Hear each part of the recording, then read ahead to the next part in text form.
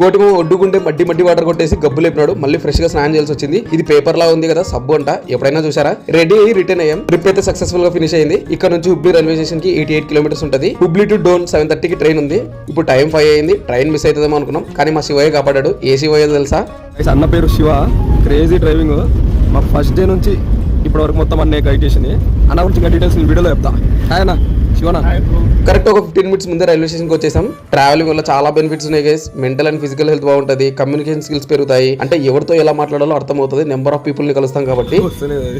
And కొన్ని చోట్ల మనకి ఎంత సిగ్నల్స్ కావాలన్నా కూడా దొరకవు. అప్పుడు చాలా పీస్ఫుల్ గా ఉంటది. అంతేకాదు వ్లాగింగ్ వీడియోస్ వల్ల మనకి బెనిఫిట్ ఏంటంటే వీడియో చూసేటప్పుడు అంతా మనం ఆ ప్లేస్ కి వెళ్ళిపోతాం. డోన్ కి 3:20కి చేరుకున్నాం. మళ్ళీ బస్ స్టాండ్ కి వెళ్ళి డోన్ నుంచి కర్నూలు కి బస్ లో వచ్చేసాం.